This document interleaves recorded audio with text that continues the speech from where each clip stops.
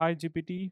Welcome to our podcast, Porn Addiction AI Solution. Thank you. I'm glad to be here.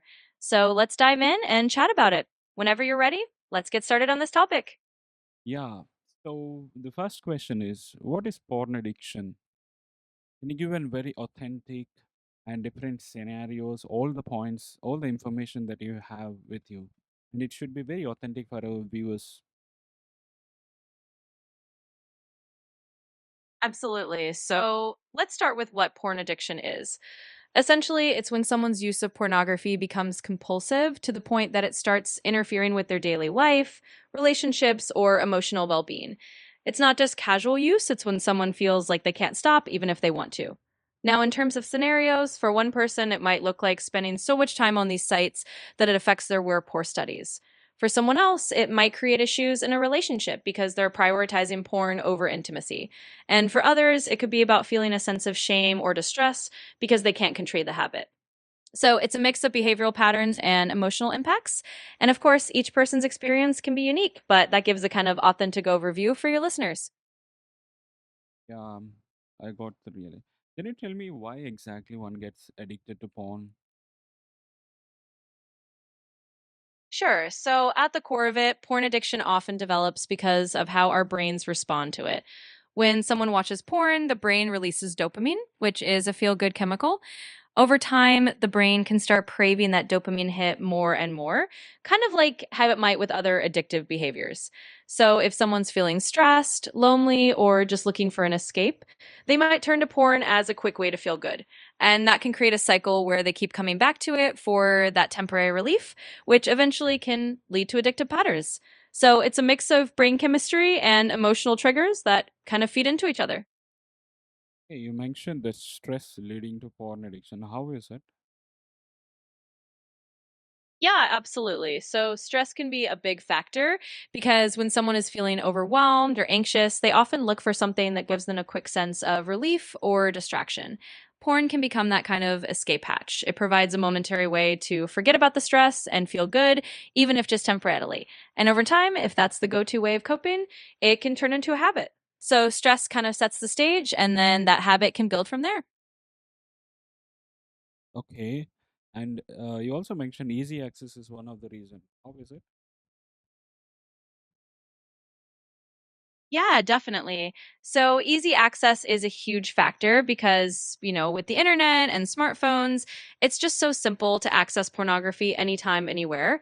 It's kind of like having a candy store in your pocket. So whenever someone feels that urge or that moment of stress, there's just no barrier to getting it. And that convenience can make it really easy for the habit to form because it's just always right there at their fingertips. So that's really how the easy access piece kind of feeds into the whole cycle. Okay. Why exactly one gets addicted to porn? What is the core desire? Can you just let us know about from the scriptures why exactly one takes this path of getting addicted to porn from scriptures? What do you say? Can you give us references as well when you are talking about this? Absolutely. So, if we look at it from a scriptural or spiritual perspective, many traditions talk about how the core desire often comes down to seeking pleasure and trying to fill an inner void or restlessness. For example, in the Vedic or yogic traditions, it's often said that the mind is always searching for happiness. And when we don't find it in a deeper, more spiritual sense, we turn to external pleasures. So, the root is really that longing for fulfillment or connection. And when it's not met, people might look for a quick fix, like porn. And in terms of references, a lot of spiritual texts like the Bhagavad Gītā talk about how desires can lead us into cycles of attachment. For example, there's a verse in the Gita that talks about how dwelling on sense objects can lead to attachment, and attachment can lead to desire, and then to a kind of cycle of craving. So, from that viewpoint, it's about understanding that deeper longing and trying to address it in a more meaningful way rather than just a quick external fix. Can you just exactly quote where it is from the Bhagavad Gita? Absolutely. So, a well known verse from the Bhagavad Gītā that touches on this is for chapter 2, verse 62. It basically says that while contemplating the objects of the senses, a person develops attachment to them. From attachment, desire is born, and from desire, anger arises if those desires are not fulfilled. So, that's Bhagavad Gītā 262. And it's often used to explain how these cycles of craving and attachment form. So, that's one of the key references that speaks to how these desires work from a spiritual point of view. That's very great to know. I just have one more question. Is there any references from Puranas, a story you can quote or explain to our viewers that this has happened? Absolutely. There's actually a story from the Puranas that might resonate. In the Bhagavata Purana, there's a tale of King Yayati. He was a king who was very attached to sensual pleasures and desires. And because of a curse, he actually ended up having to live with these desires for a very long time, even swapping ages with his son to try to continue enjoying them. But eventually he realized that no matter how much he indulged, the desires were never fully satisfied. And that's when he turned towards a more spiritual path to find real fulfillment. So it's a story that illustrates that even in ancient times, they recognized how these kinds of desires can pull a person in, and how ultimately the real solution is looking for a deeper, more spiritual kind of satisfaction. So that's one example from the Puranas that you could share with your listeners. Okay, can you share from Islam, Quran, and Christianity Bible as well? Absolutely. I can share a bit from each of those traditions as well. From the Islamic perspective, in the Quran, there's an emphasis on guarding one's modesty and avoiding behaviors that lead to temptation. For instance, in Surah An-Nur 24, 30, 31, it talks about both men and women lowering their gaze and guarding their chastity. The idea is to avoid letting those desires take control and to find a more spiritually mindful way of living. From a Christian perspective, the Bible also talks about the importance of purity and self control. For example, in the New Testament, in 1 Corinthians 6:18 to 20, it talks about fleeing from sexual immorality and honoring your body as a temple of the Holy Spirit. So the focus is on respecting oneself and not letting those urges dictate your actions. So each tradition has its own way of guiding people towards finding a deeper, more spiritual fulfillment rather than getting caught up in those addictive patterns. Oh, that's very great to know. So, in summary, what you can say that the scriptures are stating, what the scriptures are stating for the for the people who are following the scriptures about the porn addiction. Yeah, absolutely. So, in summary, what the scriptures across these traditions are really saying is that the path to overcoming something like porn addiction is about understanding that deeper longing for fulfillment. They encourage people to seek a more meaningful spiritual satisfaction rather than just quick fixes. So, whether it's through self control, mindfulness, or turning inward to find a deeper connection, the core message is to look beyond those surface desires and find a more lasting sense of peace and fulfillment. So, that's really the wisdom they offer on that. Oh, that's very nice to know that. Don't go for immediate pleasures, but take the responsibilities and go for higher pleasure. Is it right? Yeah, that's a great way to put it. It's really about choosing those deeper, more meaningful sources of fulfillment rather than just the immediate gratification. So you've summed it up really well. Okay, now according to AI, so you have lots of information and case studies over the world. Now, if a person comes to you that he says he is born addicted, what's the solution you're going to offer him? So I'm giving different cases. The person is quite good. He can spend some money. Another person, he doesn't have any money with him, and he's alone. How can both of them can overcome this situation? I want the answers so that the viewers can apply them in their real life and can get benefited. Absolutely. Let's break it down a bit. So, for someone who has the means to invest in resources, they might consider therapy or counseling specifically focused on addiction. There are also support groups or even coaching programs that can offer a lot of help, and having that professional guidance can be really powerful. Now, for someone who doesn't have money to spend and maybe feels quite alone, there's still definitely things they can do. They can start with free resources like online support communities, reading self help books, or even using meditation or mindfulness apps. It's really about building a routine that gives them healthy ways to cope with stress and reach out for support, even if it's just through free online groups or local community resources. And both paths really come down to the same idea: finding healthier ways to manage urges, building a support network, and focusing on those more fulfilling long term goals. So that way, anyone listening can find an approach that fits their situation. Okay, in India, there are a lot of youth who are addicted to porn. So, what is the solution that you're giving him? Can you just tell me from the internet the sources that they can search for and they can feel open to disclose this? Is there any groups in India, especially?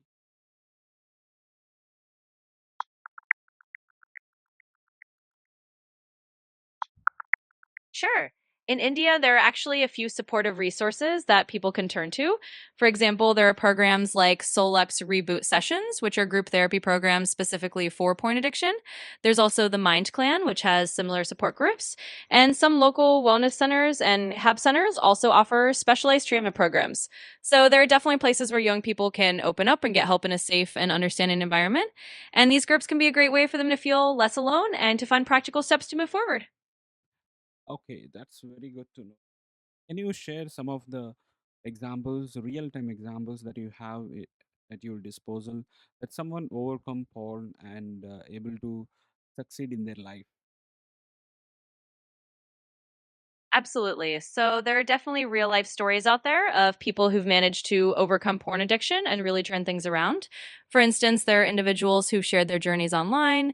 Some found that by joining a supportive community or working with a counselor, they were able to not just Okay, break free of the. can you quote some of the examples because you're just speaking generally? Sure, let me give you a concrete example. There's a well known story of a man named Noah Church who's shared his journey publicly. He struggled with porn addiction for years and eventually turned his life around. He wrote a book about it, now helps others who are going through the same thing. Another example is the NoFap community, where many people have shared personal success stories about how quitting porn helped them improve their relationships, career focus, and overall well being. So, those are a couple real life examples that show it is definitely possible, and the people have come out on the other side stronger. In India, do you have any examples where the people who shared their stories about becoming porn addicted and now they're free?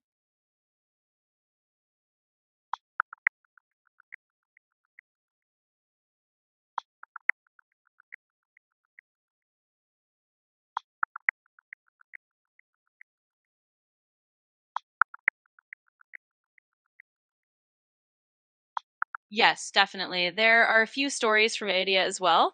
For example, some individuals have shared that with the help of therapy over a period of months, they were able to free themselves from their addiction. There's a story shared on platforms like Your Dosed, where someone named Ankit talked about how professional guidance helped him reduce and eventually overcome his porn consumption. And there are similar stories where people have found freedom through a mix of community support and counseling. So it's definitely happening in India as well, and it shows that recovery is very possible. Oh, that's very great to know. And one more thing I want to ask: how, if you are a Krishna conscious person, AI, okay, how would you guide a person? Absolutely. From a Krishna conscious perspective, the approach is often to turn that energy and focus toward spiritual practices. So you'd encourage someone to chant the holy names like the Hare Krishna mantra, engage in devotional service, read scriptures like the Bhagavad Gītā or Srimad Bhagavatam, and try to cultivate a loving relationship with Krishna. The idea is that by filling your mind and heart with those higher spiritual experiences, the lower desires naturally lose their grip. So it's about replacing that habit with spiritual fulfillment and connection. Oh, I have a question. Let's see. If one is engaged in these sinful activities, he won't get a taste to do these devotional services. Now you were suggesting something that is impractical. How to apply? Yeah, that's a really understandable concern, and it's something that often comes up. The idea is to start small and be gentle with yourself. Even if it feels like you don't have a taste for devotional practices right away, you can just start with a little bit each day, maybe just a few minutes of chanting or reading, and gradually it can become more natural. The key is consistency and patience, knowing that over time those small efforts can really grow. And that way you're not forcing a huge change all at once, but just gradually inviting that spiritual practice into your life in a way that feels doable. How much that opening to a person helps overcome this porn addiction? Opening up to someone can actually make a really big difference. Just having that trusted person to share your struggles with can reduce a lot of the shame or isolation that often comes with addiction. It can also give you encouragement and accountability. When you know someone's there to support you, it's you here to stay on track and feel like you're not alone. So opening up can be a really powerful step in the healing process. How exactly opening up works, overcoming addictions? Yeah, absolutely. So opening neck works because it helps break that cycle of secrecy and isolation that often keeps an addiction going. When you share what you're going through with someone you trust, you're no longer carrying that burden all by yourself. It creates a space where you can be honest about your struggles and get support and encouragement. And that support can help you feel understood and motivated. And it also keeps you accountable. So you're not just trying to manage it all alone. In short, it really helps lighten the load and makes the whole process of overcoming an addiction a lot more manageable. Wow, that's oh, okay. In in the essence, which of the spiritual activities, if one start following alone, can he overcome this addiction? Yeah, in essence, even if someone starts with just one spiritual practice on their own, it can definitely help. For example, something like a daily meditation or chanting routine can create a bit of calm and give them a sense of inner strength. Over time, that one small practice can grow and help them feel more grounded. And as they build on it, it can gradually replace that need for the addictive behavior. So even one spiritual activity practiced regularly can be a really powerful tool in that journey. Yeah, that's very nice to know. I have one more question. If someone fails repeatedly after taking suggestions, and what do you suggest for them? Yeah, that's a really important question. If someone is struggling and they feel like they're failing repeatedly, the key is really not to get discouraged. It's important to remember that recovery can be a process with ups and downs. What I'd suggest is to be kind to yourself and maybe try to break things down into even smaller steps. It might also help to reach out for a bit more support, whether that's a counselor, a support group, or even just a friend who can help you stay motivated. And remember that every attempt is a step forward, even if it doesn't feel like it right away. So just keep going and know that it's a journey and that's perfectly okay. Okay, so the last one I asked is opening up to AI. Okay, will it be equivalent to a person having conversation with taking guidance from another person? Is it same? That's a great question. So, opening up to an AI can definitely be helpful in the sense that it gives you a non judgmental space to talk things through and get some guidance, but it's not quite the same as having a real human connection. Talking to another person can add that layer of empathy and emotional support that an AI might not fully replicate. So, while AI can be a good starting point or a helpful tool, having that human support can really complement it and make a big difference. If one starts not opening up to another person but to open up with AI, is it a good step? Yes, absolutely. It's definitely a good step. If someone feels more comfortable opening up to an AI first, that can be a great starting point. It's a way to begin talking about what they're going through without feeling as vulnerable as they might with another person. And over time, that can help build confidence and make it easier to eventually reach out to a human support system if they choose to. So it's definitely a positive step in the right direction. Okay, if one open up to AI, how would you start suggesting that person to overcome the addiction? Well, if someone opened up to me about that, I'd start by just listening and understanding their situation a bit more. Then I'd suggest small, manageable steps like setting a simple daily goal, maybe finding one or two healthier activities to replace the habit, and encouraging them to be patient with themselves. I'd also remind them that they're not alone and that it's okay to take it step by step. So, really, it would be about offering a bit of guidance, some encouragement, and helping them build a plan that feels doable for them.